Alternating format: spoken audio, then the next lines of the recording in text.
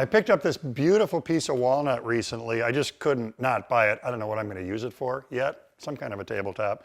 But one of the problems it has is that bark is just a little bit loose. And I want to make sure that that bark stays in place because that's such a nice feature of it. The other thing is it's got some knot holes, it's got some cracks. And I want to take care of those. I don't want to just leave them as cracks. So if we're going to fix this, we're going to take care of this with epoxy. More specifically, this is what's called casting resin. If you go to a hardware store, if you go to a home center and you get 2-part epoxy in the syringe, you squeeze it out, you mix it, it's really thick compared to this stuff. You'll see that in just a second. With this, benefit is I can pour it over the top of this and it's really going to flow down into that void, and it's going to do a much better job on this than trying to pack the regular 2-part epoxy in there. So, casting resin, it's available online from a variety of sources. Follow the manufacturer's directions about mixing it. There are some pretty persnickety directions here about what you do to get it mixed. Now, this goes all the way through. When I pour the resin, I don't want it to go all the way through. So we're going to build a dam in the form of masking tape. And what I'm doing here is I'm choosing my good face, bad face. Actually, my kid Ginny chose good face, bad face. So this, by putting the masking tape on this side, is becoming the bottom of this board.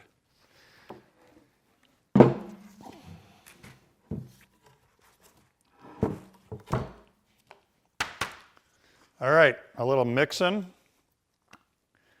And this stuff, when I pour the hardener in here, you'll see it's got a little bit of a yellow tone to it, but it doesn't when it's cured. When it's cured, it'll be perfectly clear.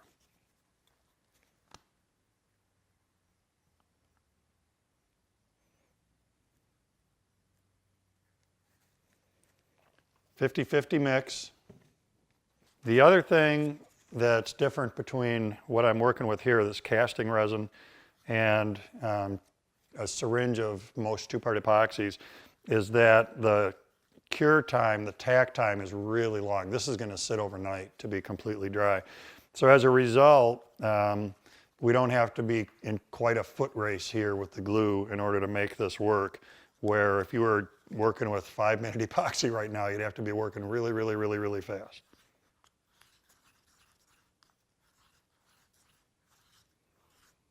All right, here's the easy part. I'm just going to pour and let it settle down in there. We're going to fill that void right up.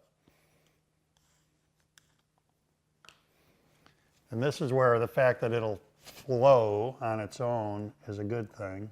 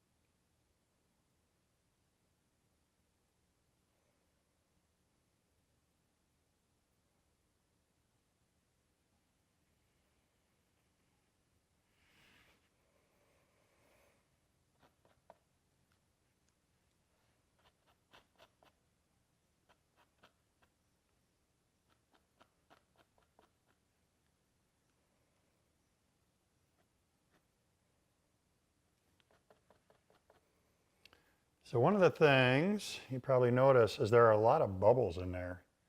And that is a natural byproduct, of course, of stirring this epoxy around. We're going to fix that. And the form of fix, I'm going to do it with a propane torch, but you can also do it with a hairdryer or a heat gun. We need heat is what makes this work. What I'll do is I'll light this up and then pass it over the top. Watch closely. It's going to just take all the bubbles right out of there.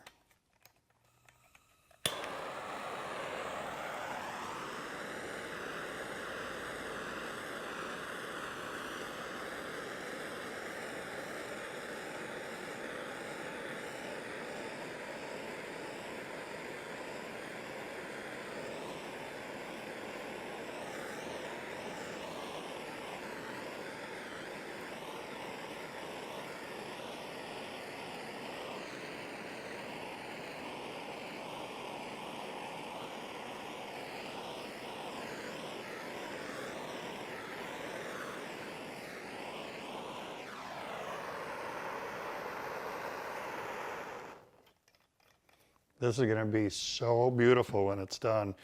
Now here's a qualifier. On a pour, especially where all this bark is right here, watch that. Oh, see that bubble just come up? Watch this over time because it's going to continue to bubble. That bark is a really rough, irregular surface. So we've got air trapped down in there.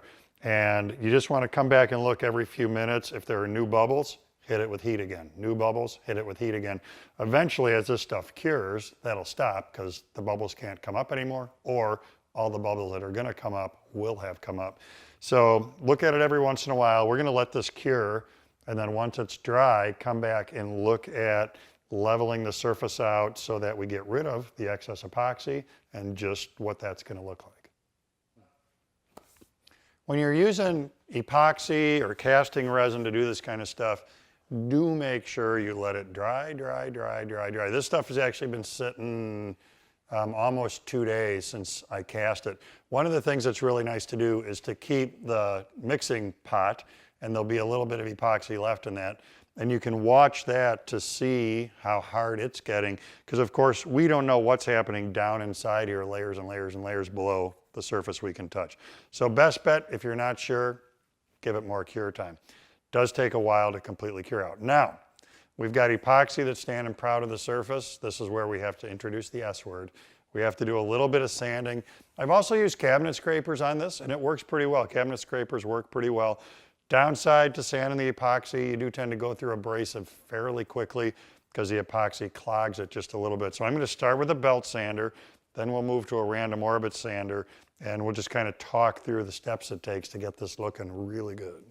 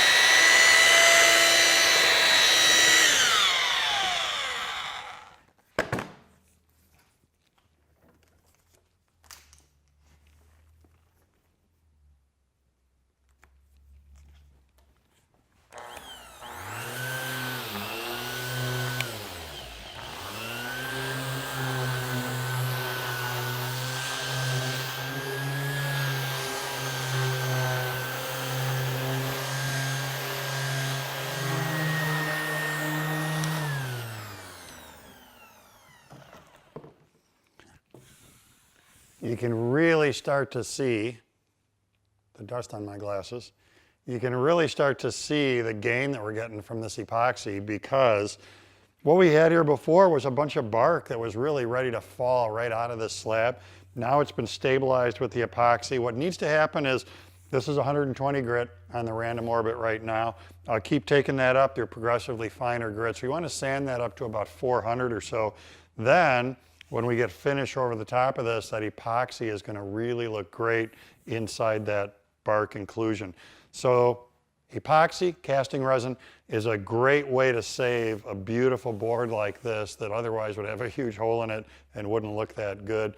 Give it a try the next time you run into these kind of inclusions in the wood for your projects.